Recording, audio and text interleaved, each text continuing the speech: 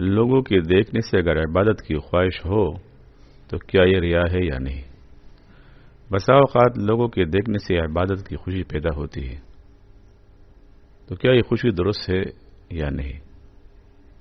یہ خوشی درست ہے، یہ ریا نہیں ہے، کیونکہ مسلمان ہمیشہ عبادت کا راغب ہوتا ہے، اور شاید کوئی معنی عبادت سے باز رکھتا ہو اور لوگوں کے سبب سے وہ معنی جاتا رہے اور وہ خوشی ظاہر ہو جائے۔ مثلا کوئی شخص اپنے گھر میں نماز تہجد اس پر دشوار ہے کہ اپنی بیوی کے ساتھ مشغول رہتا ہے یا باتیں کرتا ہے، جب کسی اور کے گھر جائے تو یہ موانع جاتے رہیں اور عبادت کی خوشی پیدا ہو، یا اجنبی مکان میں جا پڑے اور نیند نہ آئے تو نماز میں مشغول ہو، یا لوگوں کو دیکھ کے سب نماز پڑھتے ہیں تو اسے خوشی حاصل ہو اور کہے کہ لاؤ میں بھی ان کا ساتھ دوں، میں بھی ان کی طرح ثواب کا محتاج ہوں، یا ایسی جگہ ہو جہاں لوگ روزہ رکھتے ہوں یا کھانے کا سامان نہیں ہے تو روزوں کا شوق پیدا ہو، یا لوگوں کو مسجد میں تراویح پڑھتے دیکھے اور گھر میں سستی کرتا ہے تو انہیں دیکھ کر شریک ہونے کے شوق سے سستی جاتی رہے، یا جمعہ کے دن سب لوگوں کو خدا کے ساتھ مشغول دیکھے تو وہ بھی مشغول ہو۔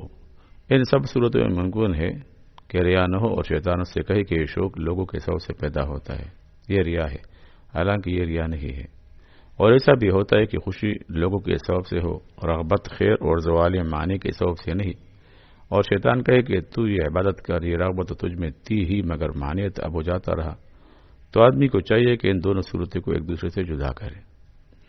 تو ریا کی شناخت یہ ہے کہ سوچے کہ اگر بالفرض لوگ اسے نہ دیکھیں اور وہ ان لوگوں کو دیکھتا ہے تو اگر یہ عبادت کی خوشی اس طرح برقرار رہے تو رغبت خیر کا سبب ہے، یعنی لوگ اگر اسے نہ دیکھتے ہوں اور وہ لوگوں کو دیکھتا ہو اور ان کی عبادت کی خوشی اس طرح برقرار رہے تو یہ رغبت خیر کا سبب ہے، یعنی بالفرض اگر لوگ یہ ایسے ہو کہ لوگوں کو نظر نہ آئے،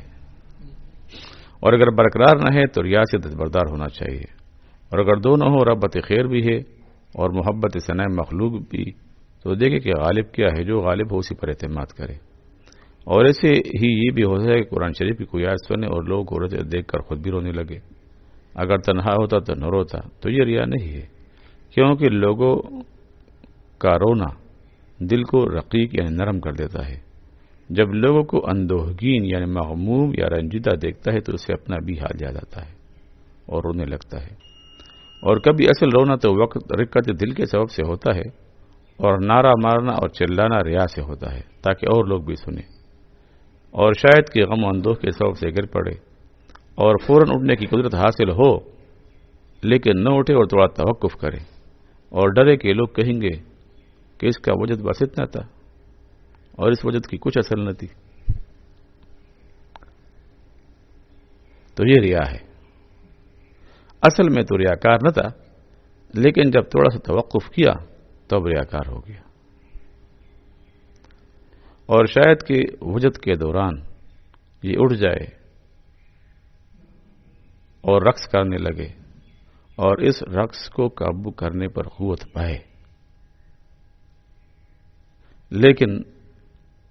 لوگوں کے ڈر سے ایسا نہ کرے اور گرتے ہوئے کسی پر تکیہ لگائے اور آہستہ آہستہ چلے تاکہ لوگ یہ نہ کہیں کہ اس کا وجد اتنی جلدی ختم ہو گیا۔ اور ایسا ہی بھی ہوتا ہے کہ استغفار کرے اور عزب اللہ کہے، یہ اس سبب سے کہ کوئی گناہ اسے یاد آیا، لوگوں کو عبادت میں دیکھ کر اپنی تقصیر کا خیال کیا ہو تو یہ امور درست ہیں، کبھی ریا کے سبب سے بھی ہوتے ہیں، تو ان خطروں کو دیکھتے رہنا چاہیے۔ یہی وجہ ہے کہ جناب رسول کریم صلی اللہ علیہ وسلم نے فرمایا ہے کہ ریا کے 70 دروازے ہیں، چاہیے کہ جب ریا کا خطرہ پائے تو اپنی جی میں نہ ٹھہرائے کہ اس کی نجاست باطنی پر حق سبحانہ و تعالی مطلع ہے اور وہ خدا کے غصہ یا غضب میں ہے، حتیٰ کہ اسی وسوسہ کو اپنے دل سے دور کرے اور رسول مقبول صلی اللہ علیہ وسلم کا یہ قول یاد کرے کہ آپ صلی اللہ علیہ وسلم نے فرمایا ہے، نعوذ باللہ من خشوع النفاق، یعنی پناہ مانگتے ہم اللہ سے خشوع سے نفاق کے، یعنی وہ خشوع جو نفاق کے سبب ہو، لوگ کے سامنے ہو۔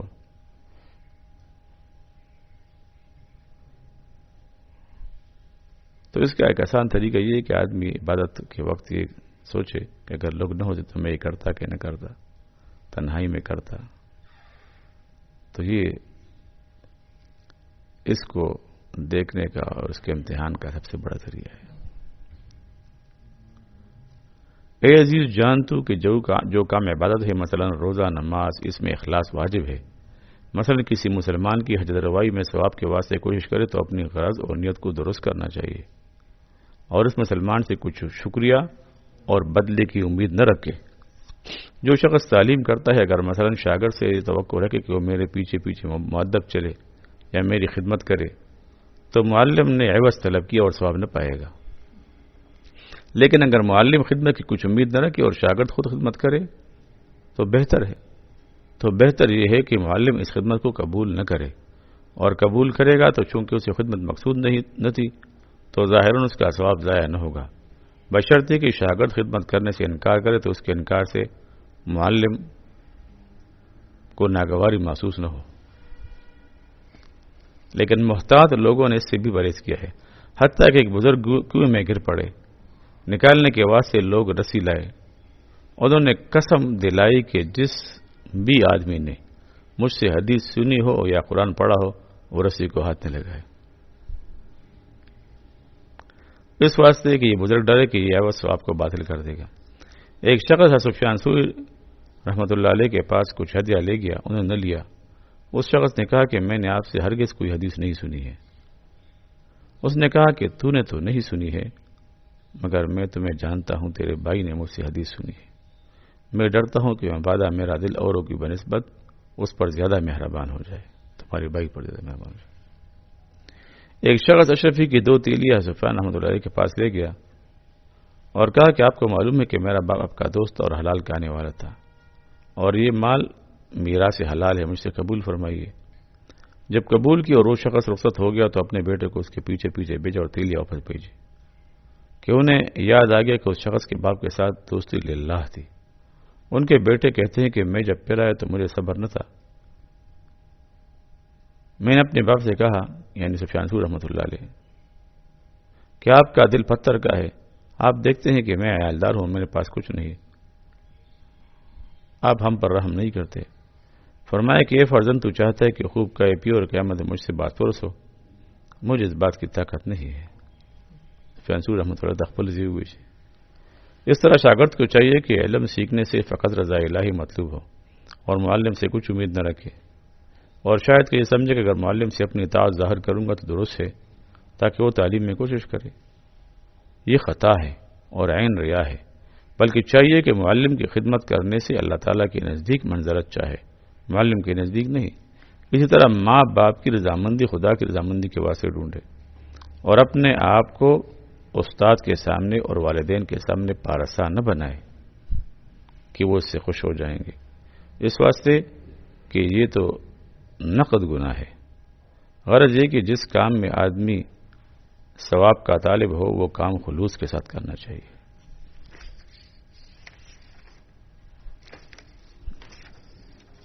ختم ہو گیا جی اب تکبر، آگے تکبر اور جب کے علاج کے بیان میں